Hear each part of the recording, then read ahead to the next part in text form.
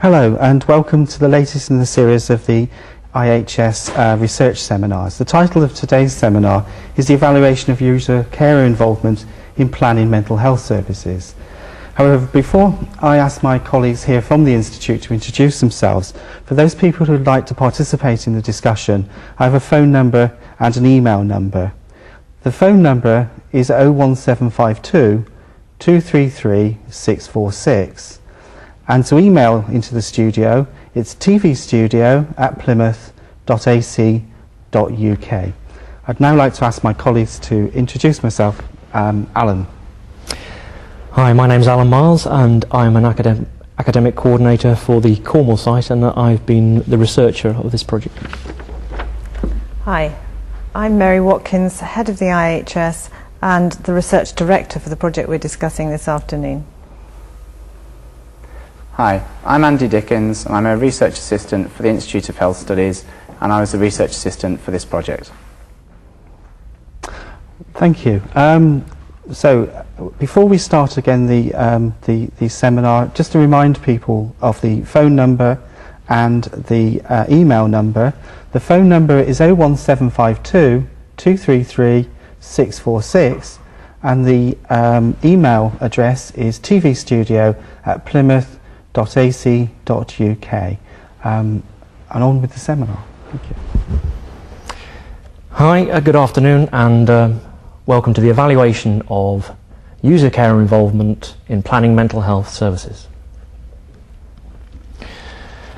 As an introduction, South and West Devon Health Authority agreed in the winter of 2001 to set up a project addressing user and carer involvement as a response to the 7 standards of the NSF for mental health. The Health Authority were keen for the project to be evaluated and that it was conducted by an independent body, and consequently approached the IHS. Although it was a 2-year Health Authority project, our evaluation lasted for 22 months from January 2001 to October 2002. We were aware that this prevented us from evaluating the final outcomes with the objectives. However, this was necessary so that we could deliver the report to the Health Authority on time.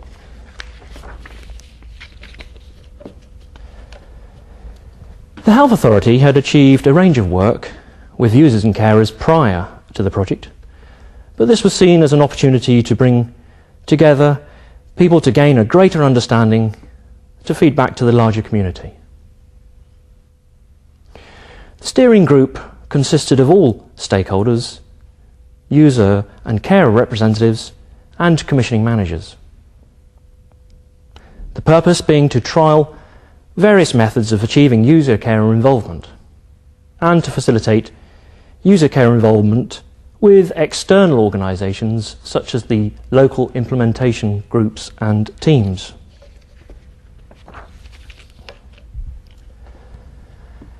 The aims of the evaluation project were to collate data, analyse the data and make recommendations for future user care involvement.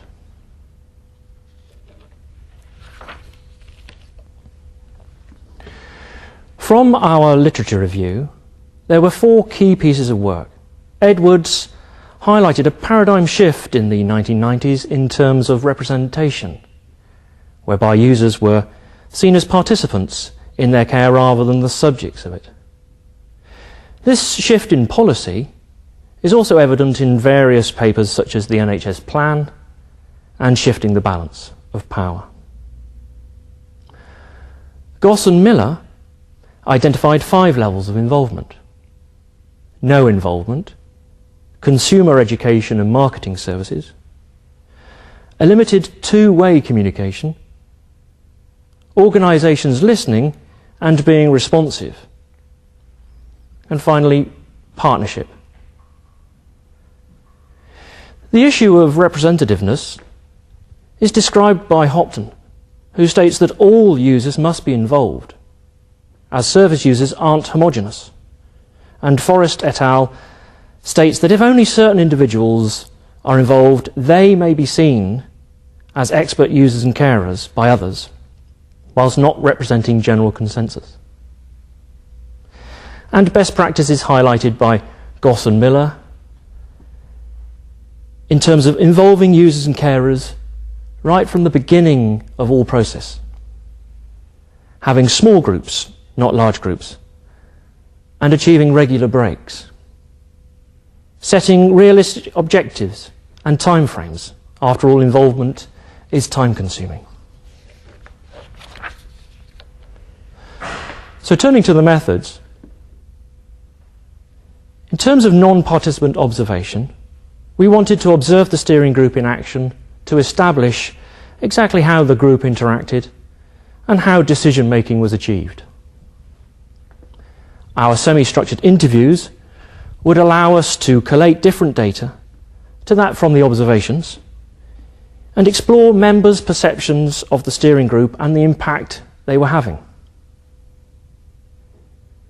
For documentary analysis, we needed to look at all communication between the group in order to gain a greater understanding of the relationship between group members and the relationship that the group had with the project worker. So taking non-participant observation first. Initially we planned for 2 researchers to jointly observe the group, to observe the meetings, with one observing the group interaction and the other recording the discussion. However, at the first meeting, it was apparent that members were not comfortable with this. They found the environment too intimidating. They agreed that one researcher could attend, and this improved the situation. I think this impressed upon us right from the start that unless we worked closely with the steering group on terms acceptable to both parties, we would not be able to achieve the evaluation. Sociograms recorded interactions which offered graphical representations of each meeting. It showed who spoke to who and for how long, and which members were dominating and which members were quiet. We used the group's meeting minutes to add context to these sociograms, offering a fuller picture.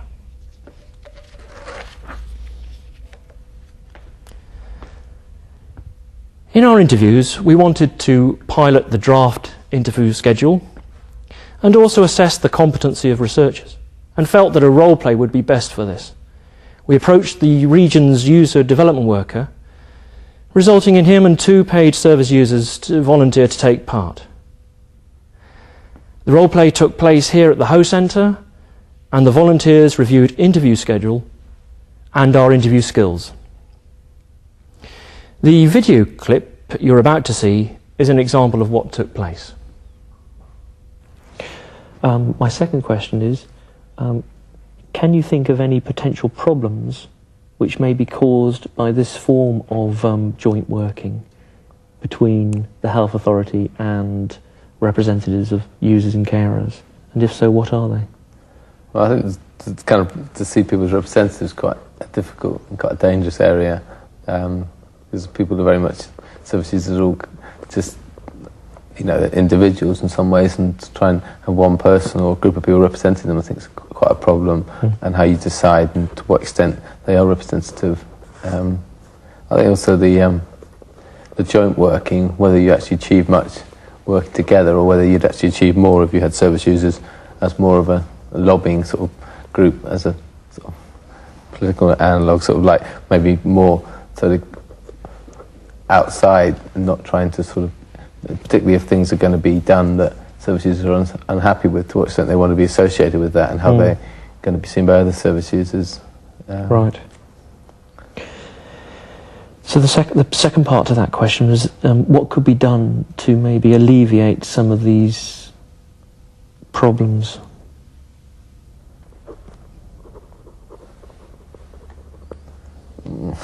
Perhaps, but I mean, I think that making it clear about what sort of things service users can actually achieve in terms of their involvement, to what extent they're limited by, the views of other people. Trying to make it clear that people are, the representativeness is kind of an issue, but I don't know how you're going to solve that. But I mean, trying to discuss ways of making it fair, or just saying, well, we're just going to pick people on merit. I mean, I think there's at least some discussion about the issue. My next question is similar to that last one, which is, what changes do you expect to come about as a consequence of being a member of this group? Well, I think the big changes I mentioned won't come about, like banning ECT, and the change of maybe little bits about making people more aware about opportunity or alternatives will happen, and maybe changing minds. And I think some of the smaller things may happen in terms of improving the quality of services, but I think it won't be. It would be quite difficult for this group to make really big changes. As you could see, the comments made by the volunteers resulted in helping us revise our schedule, and were of great assistance. Users and carers were not willing for the interviews to be audio recorded, and there was a separate schedule for the manager interviews, but these were recorded.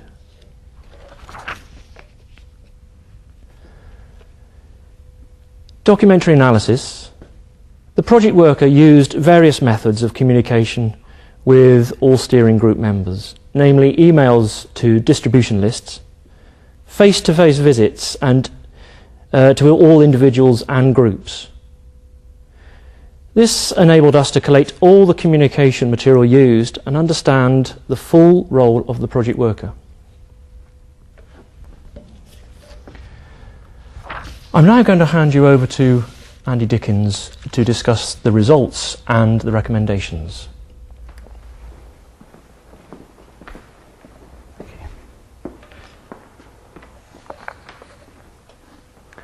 Okay, thank you very much, Alan.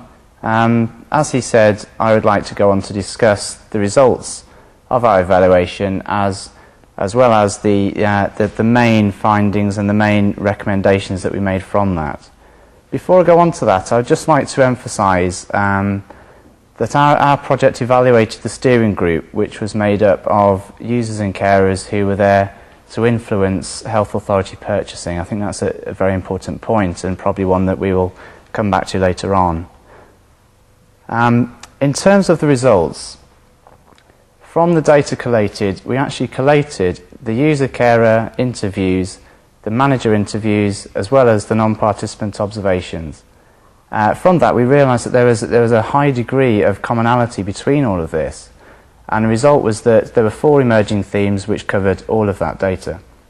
As you can see, the 4 themes were membership, meeting style, sharing perception, and having a voice.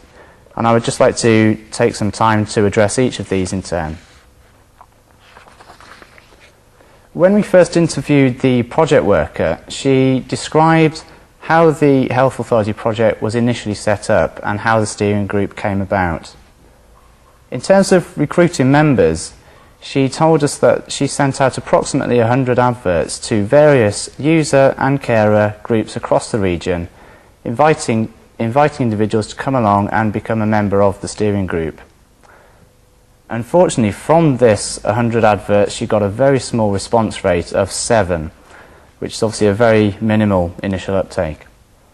As a result of this, the Health Authority managers decided that they would use a purposive recruitment method, whereby they would contact users and carers that they'd contacted before, that they'd worked with in the past, and invite them to sit as members on the steering group.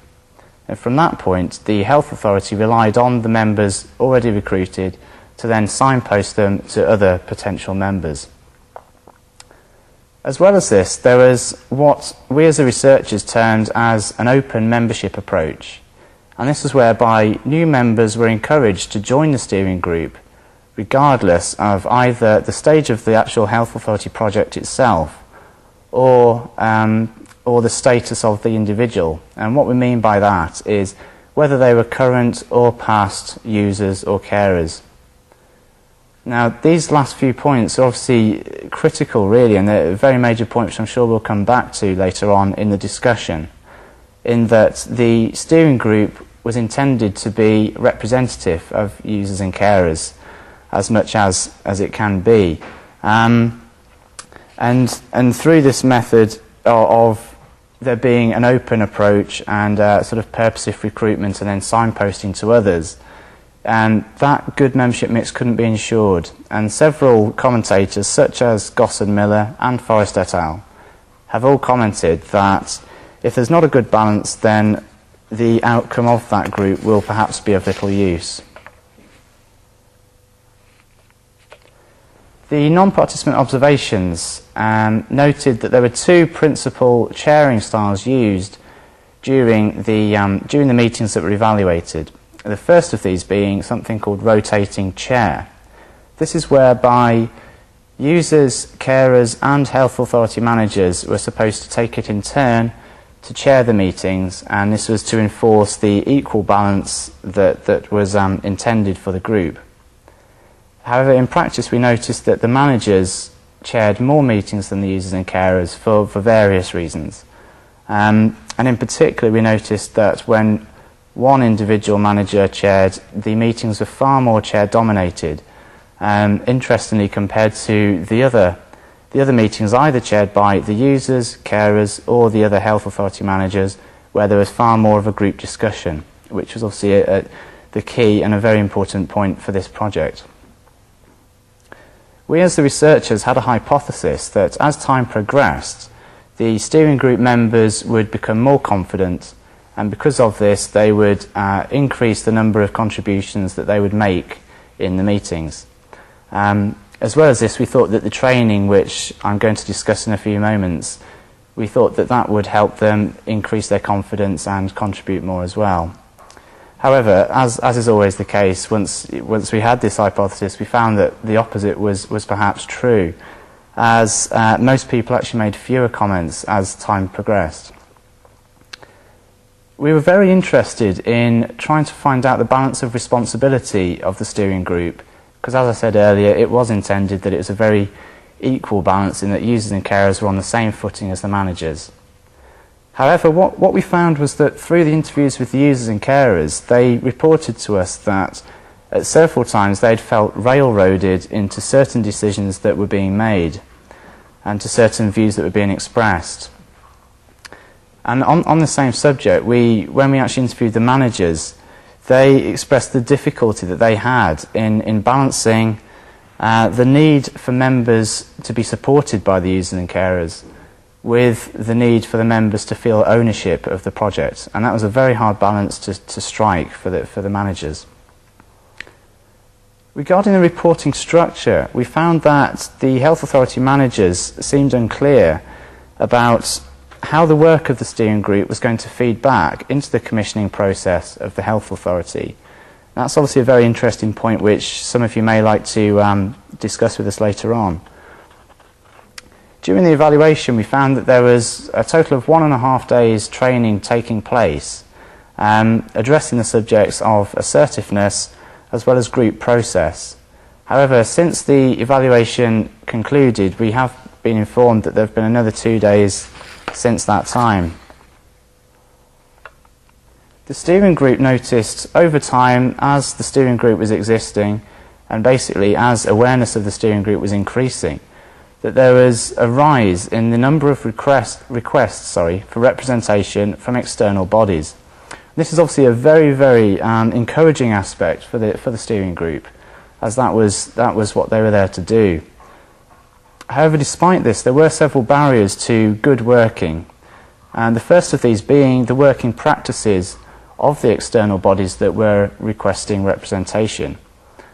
And what I mean by this is a point that Alan raised slightly earlier about the need for there to be comfort breaks in meetings, as well as for users and carers to attend meetings in pairs rather than individually. And they said to us that they liked this approach because it gave them a support network and they could support each other through the experience. Another barrier was documentary consultation, which was attempted by one organisation. Sorry, I think I've... Oh no, sorry, the slide's okay. Yes, with documentary consultation, an organisation sent a document to the steering group and asked the users and carers for comments and gave a certain time period for them to reply in.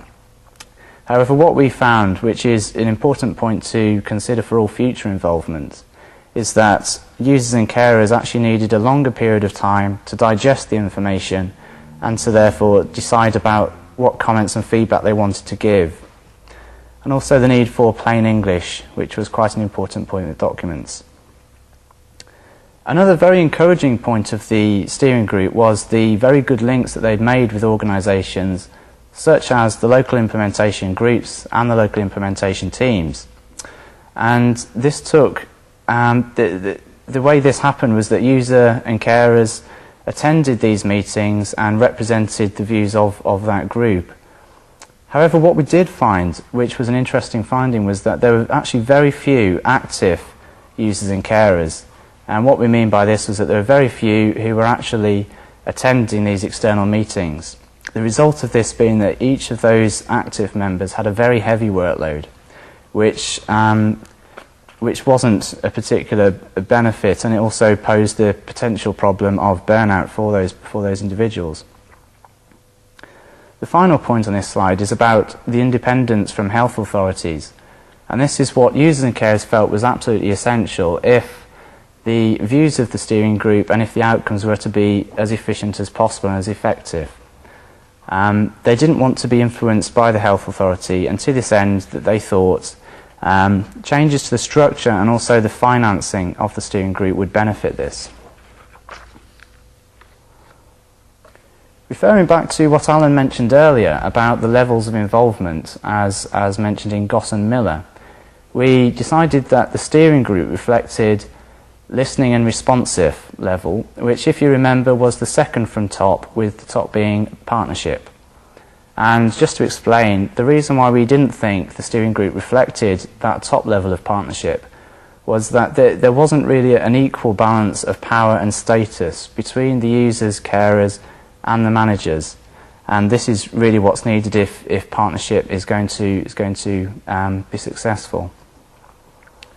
We also found that there was a certain ambiguity in the role of the steering group, with some members seeing it as an opportunity to have a county-wide impression of how to engage users and carers, whereas others had the opportunity, had the opinion that the steering group was there to address specific services and particular problems with services and to discuss possible improvements to those. And that obviously caused a slight conflict. Regarding collaboration, there have been several people, and you also saw on the videotape that you saw earlier, that several people think that users should be in a separate group from carers, and also sometimes that users and carers should be separated from health authority managers. However, what we found from the project was that it worked very well in this instance. The main reason we thought was that both groups seemed incredibly eager for the project to succeed. That obviously overcame a lot of other potential difficulties. However, having said that, there was a negative aspect of the collaboration, which was that some of the users and carers found that health authority managers sometimes worked at too fast a pace.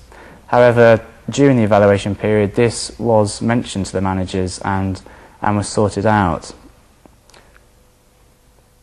The results from our evaluation obviously led us to make several recommendations, and the ones on this slide here are just the main recommendations that we made.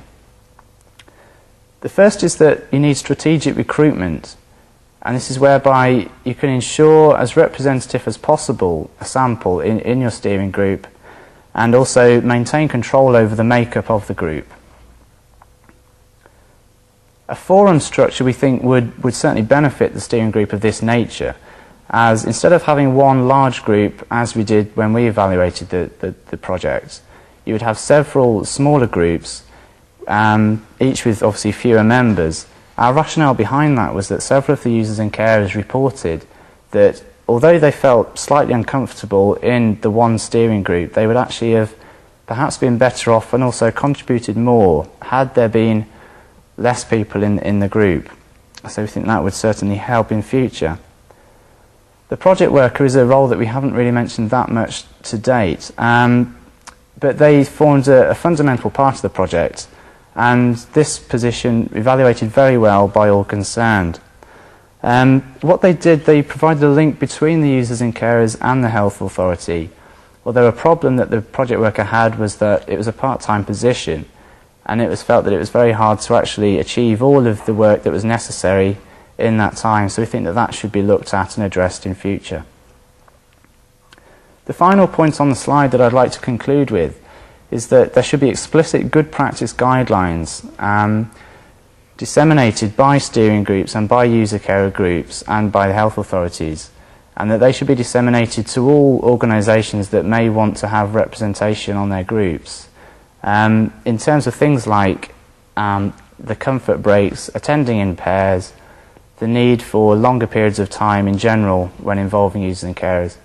And we are sure that if those good guidelines are disseminated at the start, then it can really help the procedure along. And that's the end of the presentation. Thank you. Thank you, Alan and Andy, for the presentation. We're now going to move to the discussion, and just to remind people that have been watching the presentation that they can participate in the discussion either through phoning 01752 233 646 or alternatively emailing tvstudio@plymouth.ac.uk. Anyway, I would like to start the discussion off by maybe turning to Mary with a particular question in terms of actually setting up a project of this kind. How do you actually go about and set it up in terms of the complexity of that of involving service users? Right. Well, I mean, this was part of trying to achieve the recommendations of the NSF across the region. And so there was managerial support from the very top, with each strategic health authority being accountable for testing one particular element and reporting to others in an action learning set. And South and West Devon was given the opportunity, didn't have much choice in this opportunity, I think it's fair to say, that they were to get users and carers involved in influencing what was purchased in the service, and in particular to look at quality initiatives. So in fact there was that huge support from the top to drive this forward. It became clear that if you did that without evaluation, that there would be nothing really to feed back into the action learning set across the region to give people guidelines for the future. I think that gave us a very tight timetable, and you've already heard that we would have liked to have taken 2 years to do the evaluation, but in terms of what else was going on with NHS developments, that wasn't feasible. The people that tend to feel able to come and articulate and influence these kind of opportunities tend to be people who've either had a very bad experience or a very good experience of mental health services, and therefore by very definition are not representative. And though that's very clear across the literature, we didn't feel we really got an age range. For example, I mean, we had no adolescent contributor, and I think that would have been completely inappropriate in a group size of what was often 15. But if you were to move to a forum where you looked particularly at what are the needs for adolescents in mental health service, you could run that group very differently. So I think really and truly what we found from this is that it is over-ambitious to be all-inclusive, and that you have got to focus down on particular types of service. And we didn't attempt in this to look at services for older people with dementia, for example. We said that was outside the project. But I really do feel that the results from this project indicate the amount of work the health authority put in to trying to get it right, and right the way through we had to be very careful not to get too engaged with either the service users or the health authority, because I think one of the dangers of this kind of action research, where you're really in there listening, is that you go native and take either the health authority's side or the users and carers side about what's going to happen.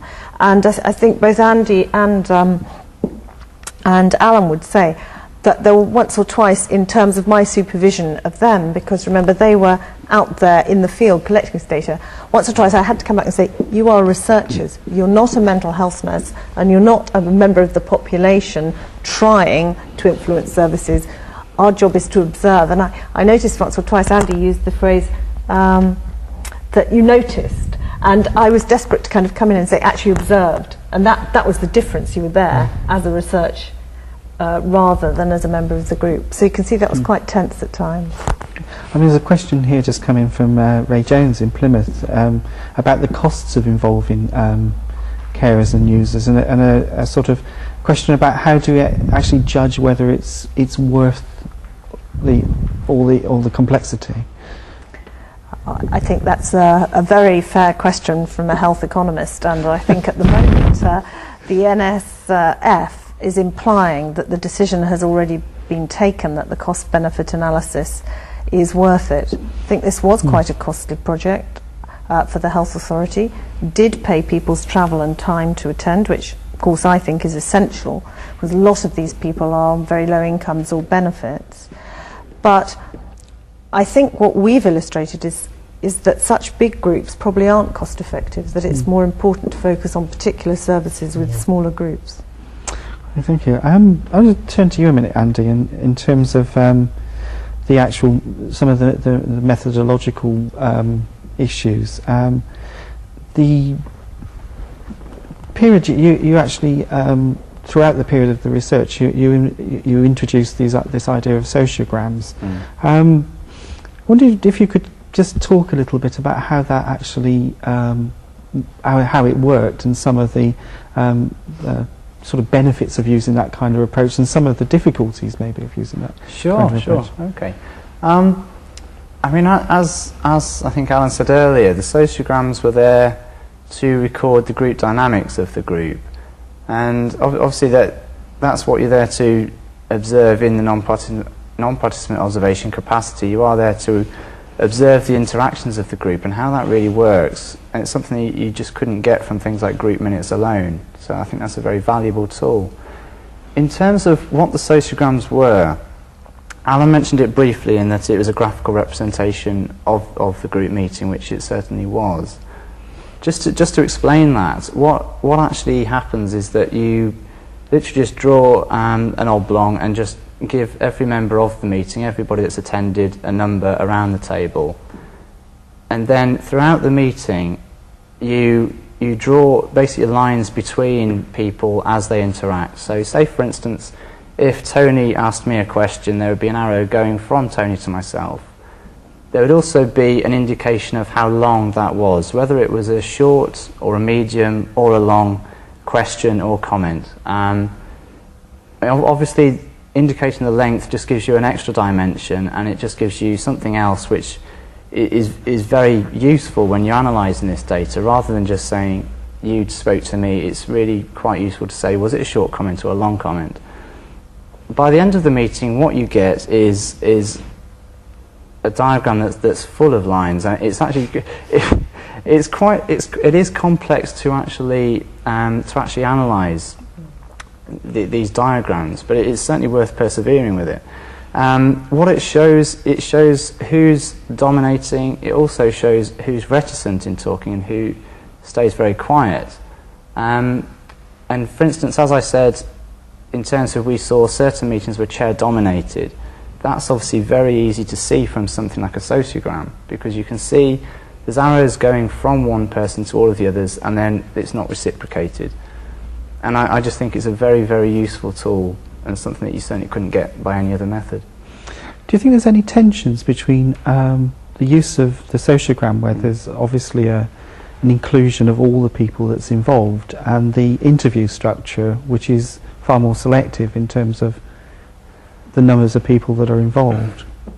Well, I think that these methods aren't exclusive. I think you have to use them together. You have to use them jointly. They give you very, very different data, and all of it is very useful data. Obviously, as I've said, the sociograms give you the idea of the actual dynamics of a meeting. The interviews, the one-on-one interviews, obviously you can delve much deeper into individuals' perspectives, and you can really get an idea of their thoughts and their opinions about any of that. I don't know if you want to come in. Well, I was just thinking, weren't we also able to follow up through our interview schedule exactly the results of the sociograms, which was very interesting, particularly about the way that group members felt about the chairing process. Yes, sure. Because I think that's really important, that they were sequential, that you observed the meetings, took your sociograms down as an accurate record of observation, and then used that data to help us design the interview schedule, which we tested, as you saw earlier in this clip, with a user who, and from there we were therefore building our knowledge over a period of time. Well, I think that's a nice lead on. I'd like to turn to Alan, if I could, to talk about another sort of issue of method in terms of the non-participant observation. Do you feel that the process of non-participant observation actually influenced the group process in any way? Do you feel it was a true account? I mean, that's hard to answer, because obviously we weren't there when if we could have when we weren't there, if you see what I mean. But what we established was that observing the group was challenging for the group members, and on day one we really noticed how this had affected the confidence maybe of some of the members to speak, and that's when we had those discussions at the end of the meeting in terms of adapting our approach, and we had to adapt our approach by limiting the number of researchers that were in the room observing, and we decided to opt for the minutes of the meetings to support the content almost of the discussion.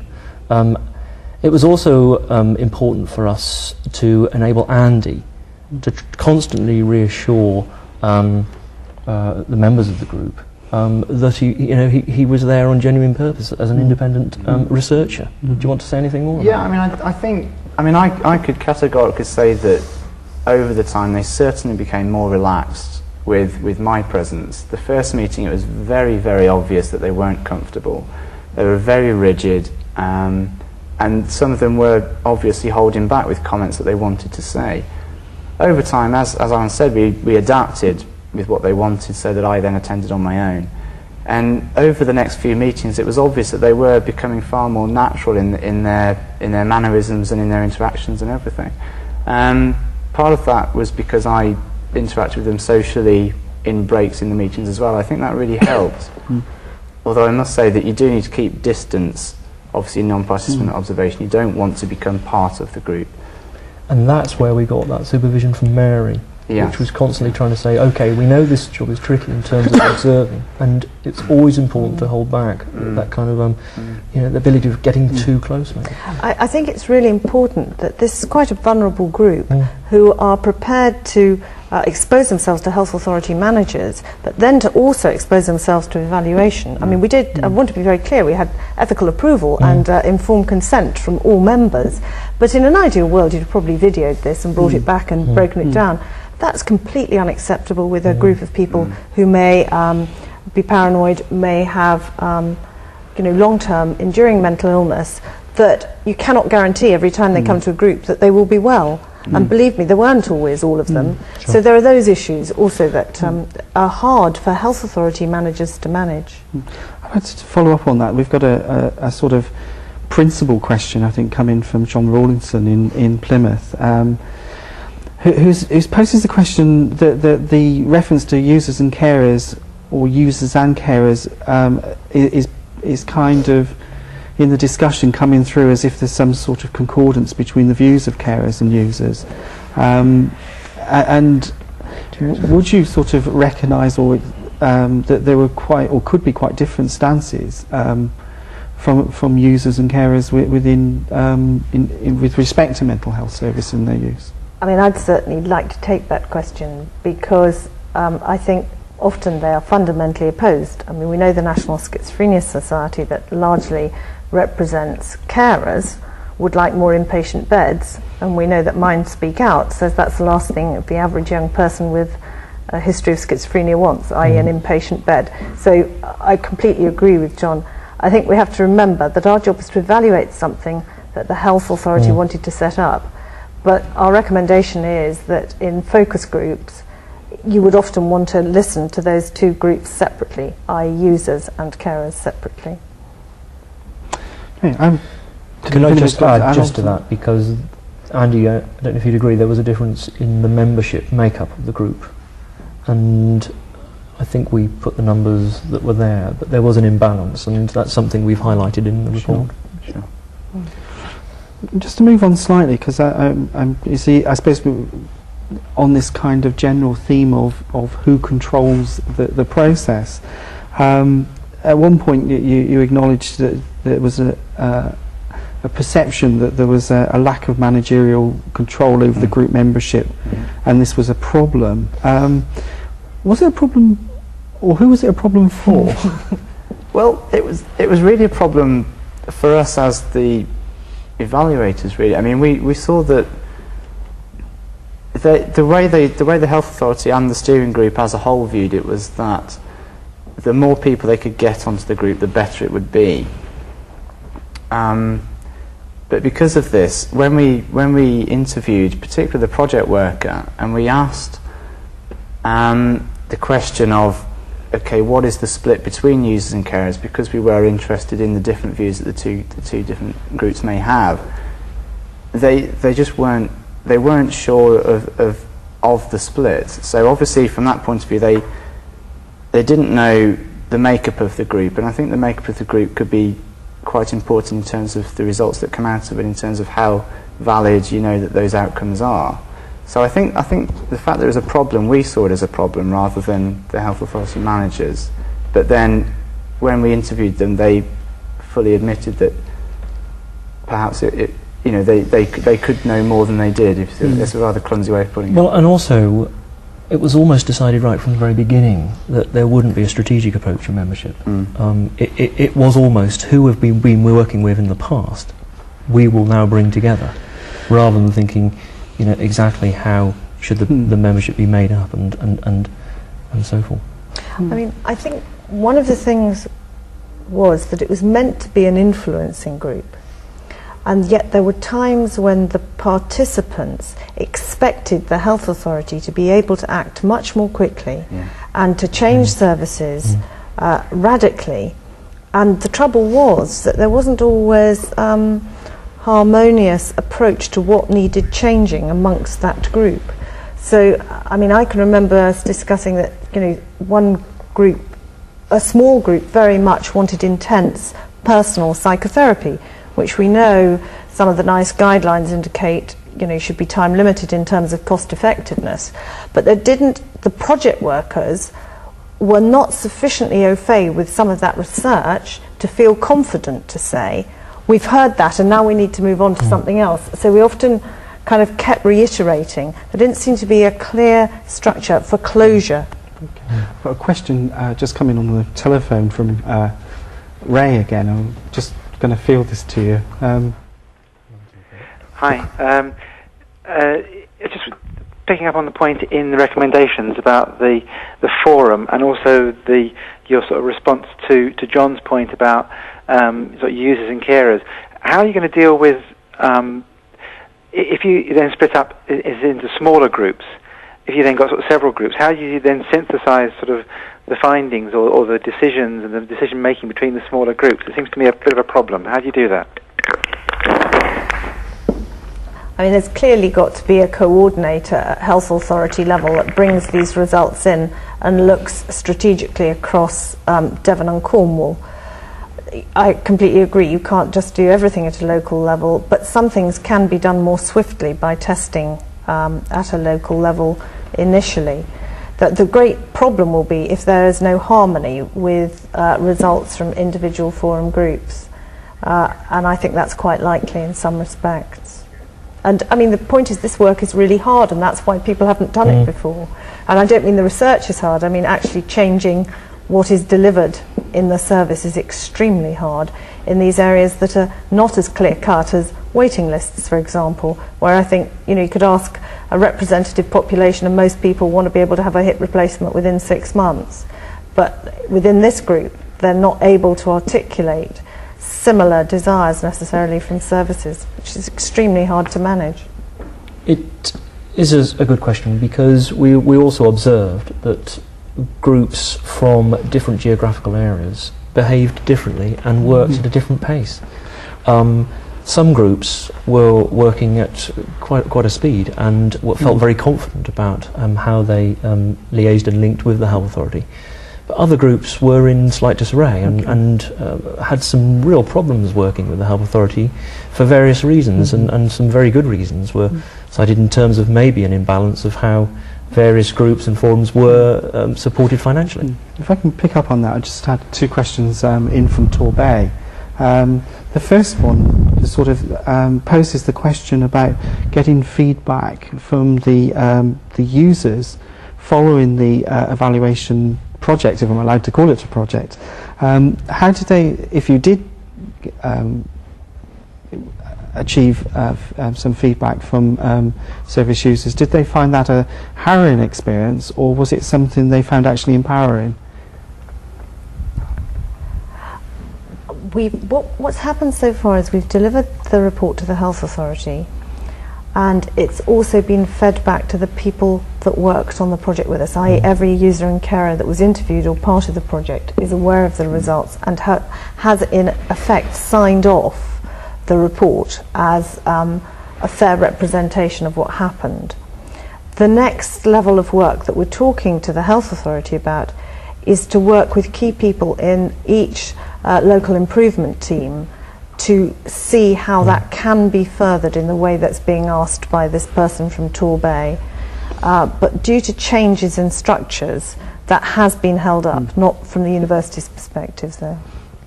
Okay, does anybody want to add on anything? No, but I mean, throughout our research evaluation period, one of the other important issues was to constantly update the steering group of the progress of the research project, and that's where our attendance at steering group meetings were kind of opportunities to offer literature kind of feedback summaries on the progress of the project. I mean, I think. Sorry, if I could just carry on with that just slightly more. I mean, they certainly found it very useful that because I was there, they always put a slot in the agenda for me to feedback what we'd done since the last steering group meeting. You know, sometimes that was thanking people for participating in the interviews and giving not complete data, because at that stage you hadn't analysed it, but I think it was important we could just pick out a few key themes that were coming out, just so they could then go away and discuss it. They found that quite interesting to do. But even if I didn't have anything particular to say, I think they found it very helpful just to be in the loop, if you like, and I think it made them feel more part of the research rather than subjects of our evaluation, which I think was certainly helpful to them. Okay. I mean, I've got two punchline questions really just arrived. One from Torbay and one from Mira McCullum in Plymouth, and they both basically asked the same thing about what impact do you feel that the evaluation report has had on user care involvement so far? Well, we think, we're very proud of our project and our evaluations, and we've got some really good recommendations, and we feel it's now time for the Strategic Health Authority to decide how they want to use this evaluation. I would pick up on that we've already done some national work at presenting a paper at a national conference. We will hope to publish, and we've certainly got papers in train, but the most overriding thing, I believe, is that out of this work will come a recognition that you have to pay users and carers to do this work, to make it legitimate, and that you must train the managers in people management skills, and those skills are different to managing a meeting with 12 people in a health authority. 12 users and carers work at a different pace, in a different way, and you've got to be more flexible. And so I believe that this project is a cornerstone in developing a stronger partnership voice between users and carers, and that we would very much hope to go on and further test it at another level to see whether we can actually go through perhaps a longitudinal study to see how services actually change in the light of the equal voice. But what we did discover was achieving that equal voice is much more difficult than health authority managers thought at the beginning. No, I think now's the opportunity also for the project worker to take up some of the key recommendations and to engage the steering group to think about maybe the way the structure of using care involvement is in the southwest. I've got a question, I suppose, for clarification here from John Rawlinson in Plymouth. In the process of the research process, it's basically sounded as if there were groups of managers and groups of carers and users. In the process of evaluation, did you look at those different groups, different individuals separately? And was there any sharing of perceptions overall? I'm not sure that I quite understand the question. We obviously did break down interview responses into different groups, and all members that were part of this review have had a full copy of the report. So all users know the results of the interviews with managers and vice versa. So it's been much more open in the feedback than I think any project I've ever been involved with before at this point. And again, I think that shows the commitment and honesty of the Strategic Health Authority members who were interviewed, the willingness to share some of their interview information, which was that they were quite anxious or found things difficult or felt they lost control, and those things are known by the users and carers with whom they were working. So I think there's a lot of acceptance of self-disclosure that I think we should acknowledge is a really fundamental way forward in partnership working. So some of the shared view may be over the process rather than necessarily the opinions. Absolutely. Just to move on, and to some ways return back to the questions of methods, you recommend a forum structure, use of a forum structure. It would be useful to understand some of the rationale for that recommendation and also how you might see it working. Right. I mean, if I can take up the first part of the question at least. The rationale, as I touched on briefly, was that the users and carers, many of them in their interviews with us stated that the size of the group was quite a critical factor in their contributions to the group. Many of the users in particular found it a bit intimidating that the groups were so large. As Mary alluded to earlier, the groups were sometimes 15 members, sometimes even more than that. And I think for particularly the quieter members of the group, they found it very hard to get in on the conversation and to have the confidence to actually make a statement. And that they said themselves, if the groups were smaller, they'd be far happier. Both in that setting, they'd feel more confident in themselves, and they'd certainly feel happier about actually making contributions as well. So I think that's where it came in about the size of the group was quite a fundamental point. Can I just add that in addition to that, we thought that the smaller forums could act as task groups as well, whereby they would be set specific tasks to achieve, and they might well be able to feed that back and work more successfully. It might be, for instance, looking at a key guidance document, and in order to do that, that they would be able to achieve that in a smaller group and be able to feed back in. I mean, there certainly were a few task groups during the time that we evaluated as well. They went off to do particular things. I remember at one point they were very keen to recruit more members because the membership had dropped quite low at one particular point. And because of that, they set up a task group and actually asked for I think there was only about 4 or 5 people on the group, to go away and look at that issue. And then at the next steering group, they came back and reported to the whole group about, you know, their views, and then they discussed those views with the rest of the steering group as well.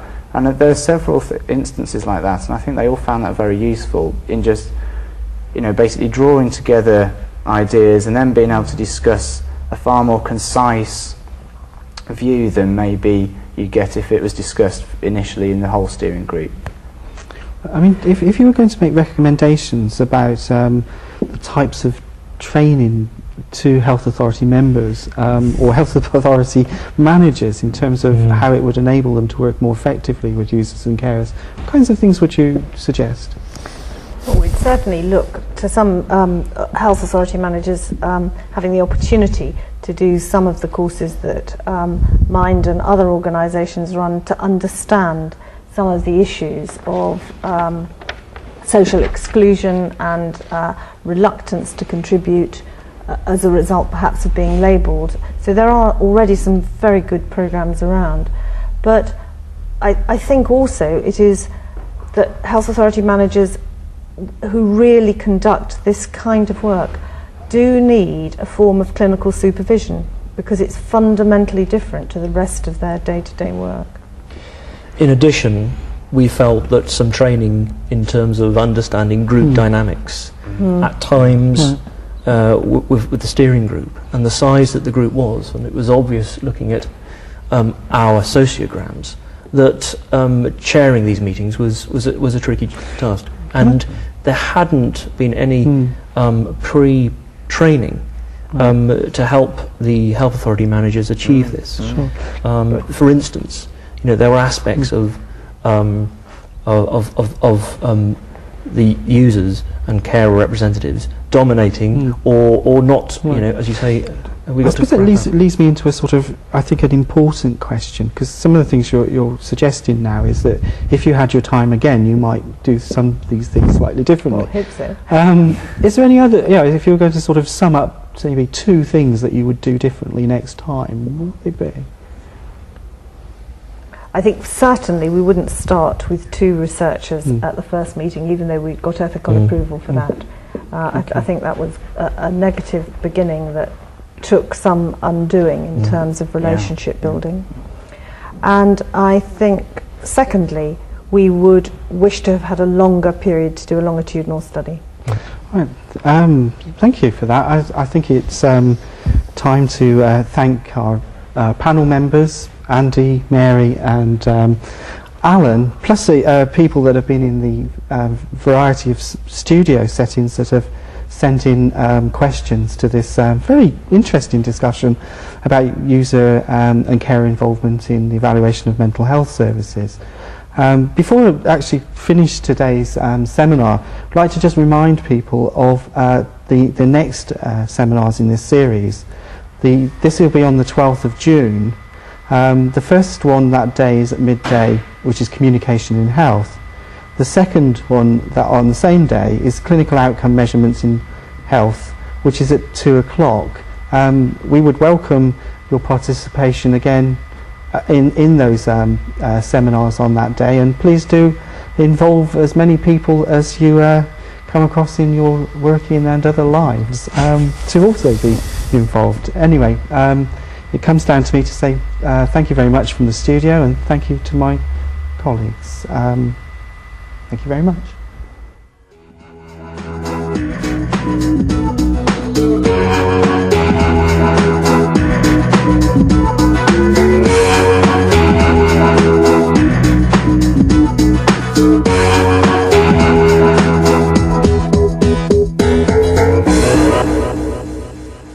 Steering group and the impact they were having.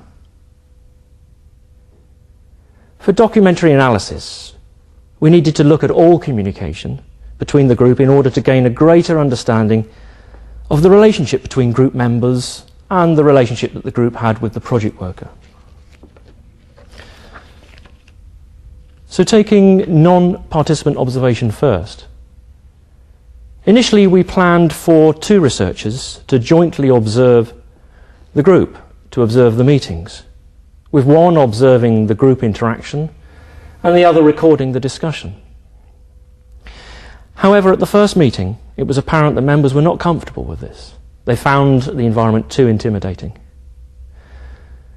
They agreed that one researcher could attend, and this improved the situation.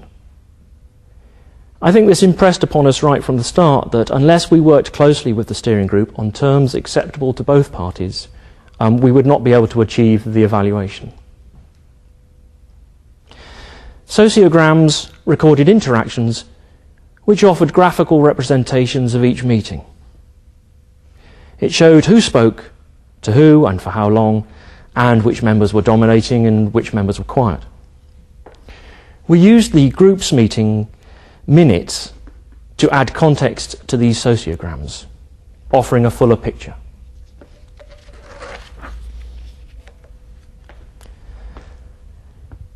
In our interviews, we wanted to pilot the draft interview schedule and also assess the competency of researchers, and felt that a role play would be best for this.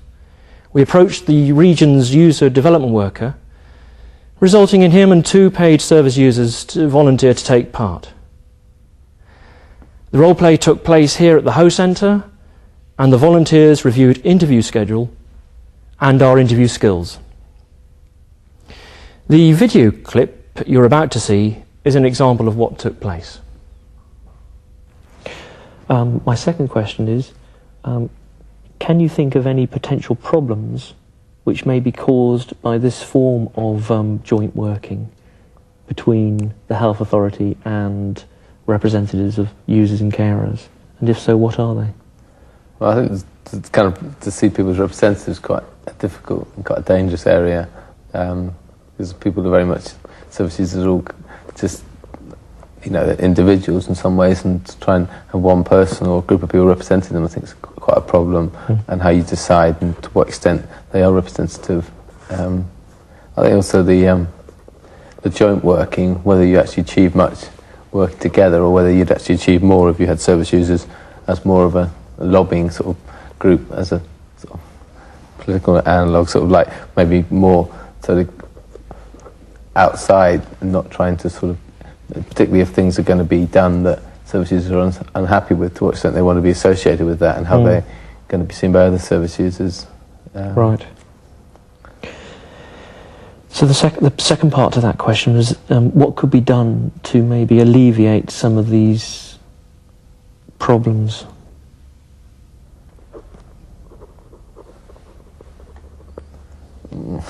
Perhaps, but I mean, I think that, you know, making it clear about what sort of things service users can actually achieve in terms of their involvement, to what extent they're limited by, you know, the views of other people, trying to make it clear that people, you know, are, you know, the representativeness is a kind of an issue, but I don't know how you're going to solve that. But I mean, trying to discuss ways of making it fair, or just saying, well, we're just going to pick people on merit. I mean, I think there's at least some discussion about the issue.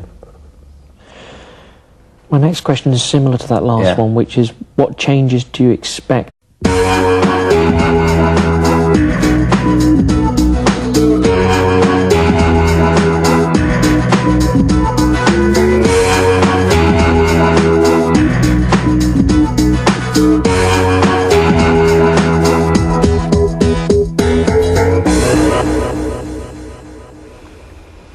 Hello and welcome to the latest in the series of the IHS research seminars. The title of today's seminar is the evaluation of user carer involvement in planning mental health services.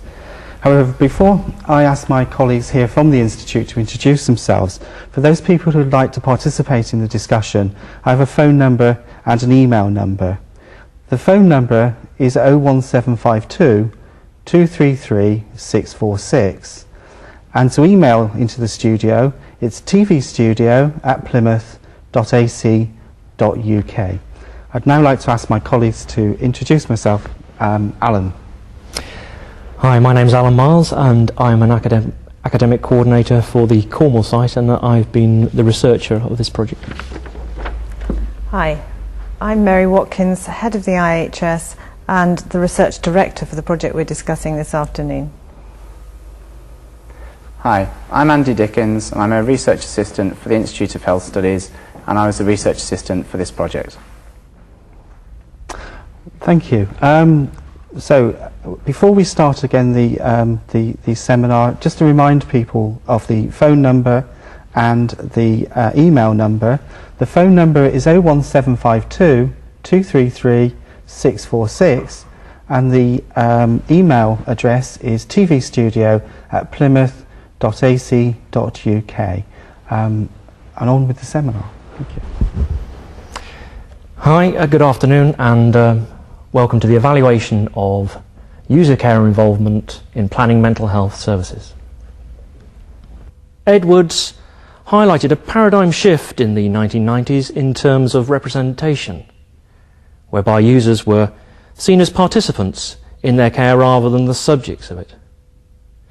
This shift in policy is also evident in various papers such as the NHS Plan and Shifting the Balance of Power. Goss and Miller identified 5 levels of involvement: no involvement, consumer education and marketing services, a limited two-way communication, organisations listening and being responsive, and finally, partnership. The issue of representativeness is described by Hopton, who states that all users must be involved, as service users aren't homogeneous, and Forrest et al. States that if only certain individuals are involved, they may be seen as expert users and carers by others, whilst not representing general consensus. And best practice is highlighted by Goss and Miller in terms of involving users and carers right from the beginning of all process, having small groups, not large groups, and achieving regular breaks, setting realistic objectives and timeframes. After all, involvement is time-consuming. So turning to the methods, in terms of non-participant observation, we wanted to observe the steering group in action to establish exactly how the group interacted and how decision-making was achieved. Our semi-structured interviews would allow us to collate different data to that from the observations and explore members' perceptions of the steering. As an introduction, South and West Devon Health Authority agreed in the winter of 2001 to set up a project addressing user and carer involvement as a response to the 7 standards of the NSF for mental health. The Health Authority were keen for the project to be evaluated and that it was conducted by an independent body, and consequently approached the IHS. Although it was a 2-year Health Authority project, our evaluation lasted for 22 months, from January 2001 to October 2002. We were aware that this prevented us from evaluating the final outcomes with the objectives. However, this was necessary so that we could deliver the report to the Health Authority on time.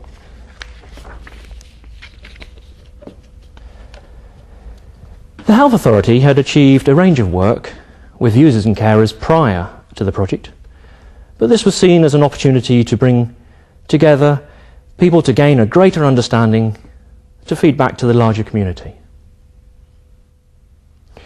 The steering group consisted of all stakeholders, user and carer representatives, and commissioning managers. The purpose being to trial various methods of achieving user carer involvement and to facilitate user carer involvement with external organisations such as the local implementation groups and teams.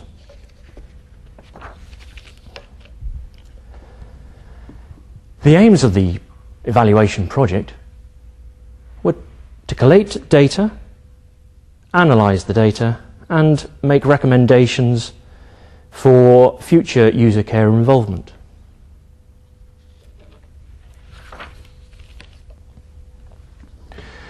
From our literature review, there were 4 key pieces of work.